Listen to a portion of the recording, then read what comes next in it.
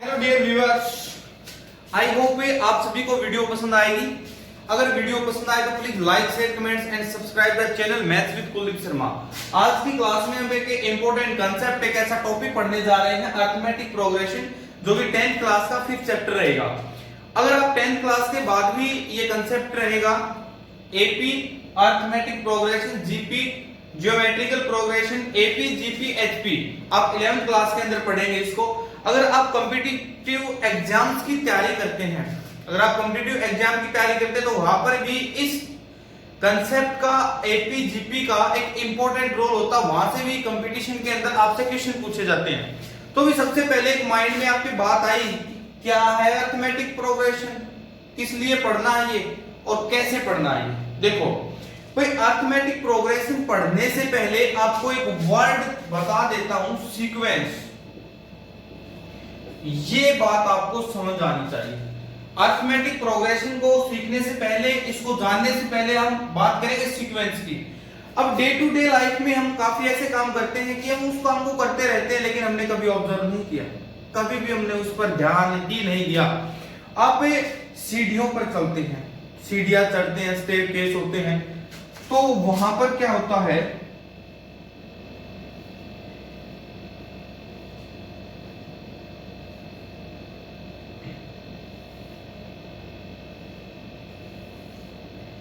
यहां पर अगर मैं प्लास्टर हटा दूं, यहां पर जो प्लास्टर होता है उसको हटा दूं, क्या नजर आएगा आपको? ब्रिक्स नजर आएंगी, ईंट नजर आएंगे आपको वहां पर। देखो ये फर्स्ट, सेकंड, फर्स्ट स्टेयर, इसके बाद फिर हम इस पे, इसके बाद इस पे गए, फिर इसके बाद इस पे गए, फिर इसके बाद और ऊपर जाते जाएंगे। लेकिन जब मैं यहां से प्लास्टर को हटा दूं तो आपको क्या नजर आया? ब्रिक्स नजर आया, ईंट नजर आई। यहां पर फर्स्ट ईयर के अंदर कितनी ईंट है? मान लिया यहां पर क्या लगा रखी है? 2 ईंट, ये हो गई। फिर सेकंड के अंदर क्या लगा रखी है? 4 ब्रिक्स, 4 3 2 1 4। फिर उसके बाद क्या होगी? यहां तक तो क्या लगा दी भाई? 4 3 2 1। यहां पर क्या हो गया? 5 6। लास्ट के अंदर कैसे होगी? 8 7 6, और यहां पे होगा 7 8 6 5, और ऐसे लगा दिया यहां पर, ठीक है, 4 3 2 1। जब हमने प्लास्टर को हटा दिया तो क्या नजर आया आपको? यहां पर ब्रिक्स नजर आई। 2 फिर 4 फिर 6 फिर 8, ऐसे। अब यहां पर एक पहले 2 फिर 4 फिर 6 फिर 8 मान लिया, फिर 10, ऐसे होगा, ठीक है। ये क्या है हमारा? List of numbers. भाई नंबर्स की तो लिस्ट है, ये लिस्ट ऑफ नंबर्स। 2 4 6 8 10 ऐसे कर दिया मैंने, ठीक है।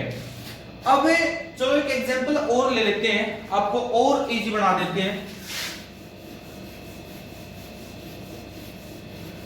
कोई भी पर्सन है, एक बंदा है कोई भी, यहां पर मान लिया राम। क्या है यहां पर?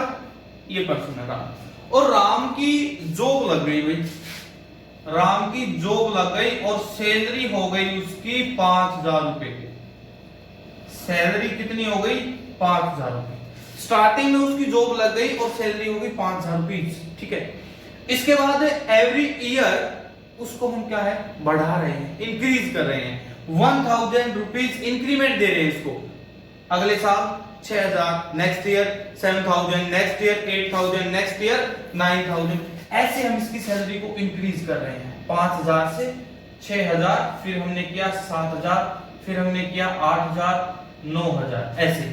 ये कोई भी पर्सन था राम। यहां पर एक सेकंड पर्सन है, मान लिया हमने कोई भी, यहां पर एक सेकंड पर्सन है श्याम। क्या था? राम की जॉब लग गई और सैलरी है 5000 रुपीज एट स्टार्टिंग। उसके बाद 1000 एवरी ईयर उसको इंक्रीमेंट देते हैं, 6000 7000 8000 ऐसे बढ़ती जाती है। तो फिर श्याम उससे पूछता है कि भाई आफ्टर 8 मंथ सैलरी आपकी क्या हो जाएगी? 8 ईयर्स लिखते हैं यहां पर, क्योंकि इंक्रीमेंट क्या दे रहे हैं यहां पर? ईयरली। 8 साल के बाद आपकी सैलरी क्या हो जाएगी? ठीक है, चलो हम अब क्या करते हैं? राम की हेल्प करते हैं कि भाई 8 साल के बाद सैलरी क्या होगी? स्टार्टिंग में कितनी थी? 5000 6000 7 8 9। ये भी क्या है? List of numbers. 5000 6000 7,000, 8,000। भाई ये भी क्या है, लिस्ट ऑफ नंबर्स। तो सीक्वेंस क्या है, बाय एग्जांपल आपको अच्छे से क्लियर होगा सीक्वेंस क्या है। सीक्वेंस यहाँ पर एक कोई भी पैटर्न फॉलो करेगा। जैसे यहाँ पर पैटर्न क्या फॉलो करता है, 2 ऐड होता है, 2 ऐड होता है, 2 ऐड होता है, 2 ऐड होता है, ठीक है। यहाँ पर 1000 रुपीज ऐड हो रहे हैं। मान लिया फिर कोई भी मैंने एक यहाँ पर केस लिख दिया, मैंने यहाँ पर केस लिख दिया 3, 9, 12 और 15। चलो एक अदर एग्जांपल लेते हैं यहाँ पर 7, 12, 18, 25। ये भी क्या है, लिस्ट ऑफ नंबर्स। ये भी क्या है, लिस्ट ऑफ नंबर्स। ये भी लिस्ट ऑफ नंबर्स, ये भी लिस्ट ऑफ नंबर्स और ये भी लिस्ट ऑफ नंबर्स। यहां पर इनका डिफरेंस कितना 4, ये डिफरेंस कितना 5, डिफरेंस 6, डिफरेंस कितना 7। कोई ना कोई पैटर्न फॉलो करेगा। यहां पर अगर कोई भी पैटर्न फॉलो होता है, क्या चीज है वो, सीक्वेंस, ठीक है। अब हम बात करेंगे अरिथमेटिक प्रोग्रेशन की, कि अरिथमेटिक प्रोग्रेशन क्या है। चलो एक बार हम बाय डेफिनेशन इसको पढ़ लेते हैं। सीक्वेंस आपको पता चल गया होगा, कोई भी पैटर्न फॉलो होगा वहां पर तो क्या होगा, वो सीक्वेंस होगी। अब अरिथमेटिक प्रोग्रेशन क्या है।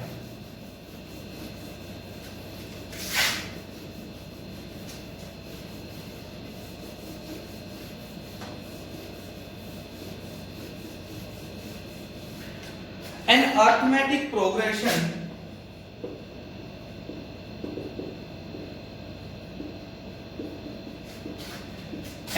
arithmetic progression is a sequence of numbers such that difference between conjugative terms is constant। मैंने यहां पर एक बार ना अरिथमेटिक प्रोग्रेशन की डेफिनेशन लिख दी कि अरिथमेटिक प्रोग्रेशन क्या है। An arithmetic progression is a sequence of numbers such that difference between conjugative terms is constant। यहां पर अगर मैं यहां पर एग्जांपल की बात लूं, जैसे हमने नेचुरल नंबर्स ले लिए 1, 2, 3, 4, 5, 6, या फिर कॉन्जुगेटिव इवन नंबर्स ले लिए 2, 4, 6, 8, 10, या फिर मैंने 3, 6, 9, 12, 15 ये ले लिया। कॉन्जुगेटिव का मतलब क्या होता है, लगातार, कंटिन्यू। अगर किन्हीं भी लगातार दो टर्म्स का डिफरेंस कांस्टेंट हो, चेंज ना हो, यहां पर डिफरेंस कितना बच्चे 1, यहां पर डिफरेंस 1, यहां पर डिफरेंस क्या 1, यहां पर हर एक में डिफरेंस आपको क्या मिलता है, यहां पर 1। नेक्स्ट यहां पर डिफरेंस क्या है 2, यहां पर डिफरेंस क्या है 2, डिफरेंस इज 2, डिफरेंस इज 2। हर एक कॉन्जुगेटिव टर्म्स के अंदर डिफरेंस क्या है 2, यहां पर डिफरेंस क्या है 3, 3, 3, 3। चेक कर सकते हैं यहां पर डिफरेंस क्या 3, यहां पर डिफरेंस क्या 3, यहां पर डिफरेंस क्या 3। हर एक टर्म्स के कॉन्जुगेटिव टर्म्स के अंदर अगर डिफरेंस सेम है, मान लिया 2 का डिफरेंस है, तो कंप्लीट सीक्वेंस के अंदर क्या होगा 2। तो sequence of number such that difference between two conjugative terms is a constant. मैं आपको यहां पर एग्जांपल देके दिखाऊंगा कि कौन सा एपी है कौन सा नहीं है। मान लो फर्स्ट एक्सरसाइज रहेगी 5.1, उसके अंदर यही चेक करना होगा कि आपको क्वेश्चंस गिवन होंगे, इन क्वेश्चन के अंदर ये एपी की फॉर्म है या एपी की फॉर्म नहीं है। एक स्टेटमेंट पे और देख लेते हैं इसकी definition.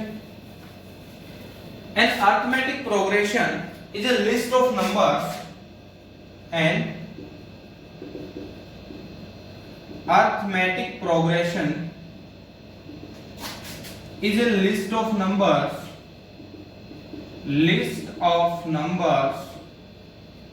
in which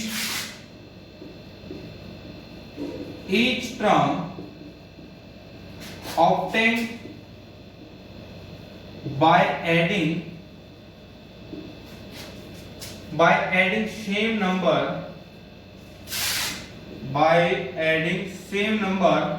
in preceding term except first term,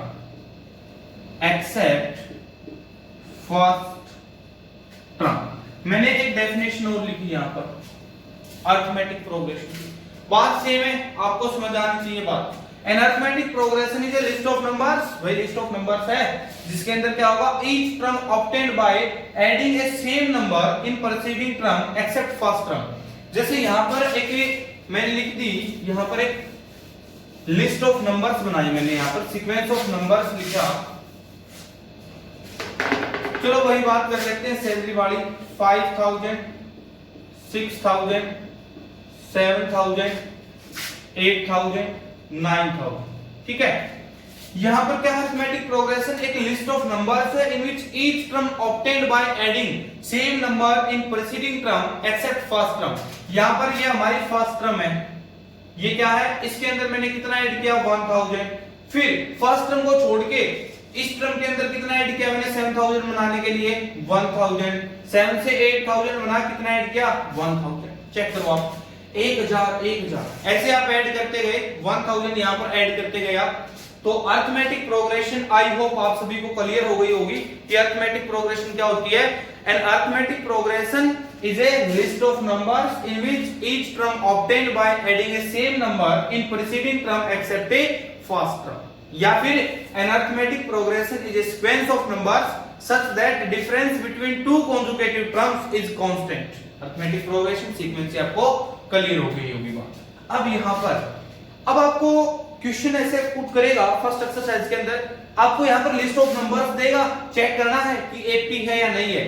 तो ये हमारी जो होती है, मैं दो वर्ड और लिखता हूं यहां पर, फर्स्ट टर्म। फर्स्ट टर्म क्या होगी हमारी यहां पर, ए। कॉमन डिफरेंस, कॉमन डिफरेंस जिसको डी से डिनोट करते हैं। कॉमन डिफरेंस क्या होगा, वो नंबर होगा जो सेम नंबर ऐड हो रहा है। कॉमन डिफरेंस क्या होगा, जो सेम नंबर ऐड होगा। यहां पर ये किया मैंने A1 first term, second term, third term, fourth term, fifth term. अब कॉमन डिफरेंस कैसे निकलेगा, नेक्स्ट टर्म से पीछे वाली टर्म सब्ट्रैक्ट करोगे। जैसे A2 से A1 को सब्ट्रैक्ट करोगे, अगर वो AP है तो कॉमन डिफरेंस निकल जाएगा भाई A3 से A2। किसी भी दो कंजुगेटिव टर्म्स का डिफरेंस सेम आएगा, डेफिनेशन में आपको बता है। A3 A2, A2 A1, A5 A4 ये सेम रहेगा। तो कॉमन डिफरेंस यहाँ पर क्या होगा, A2 A1 या A3 A2 या A3 A2। फर्स्ट टर्म क्या है यहाँ पर 5000 ए, जिससे को ए से डिनोट करते हैं। कॉमन डिफरेंस क्या है, डी। कॉमन डिफरेंस क्या हमारा यहाँ पर 1000। दो वर्ड लिखे मैंने, फर्स्ट टर्म, कॉमन डिफरेंस, ठीक है।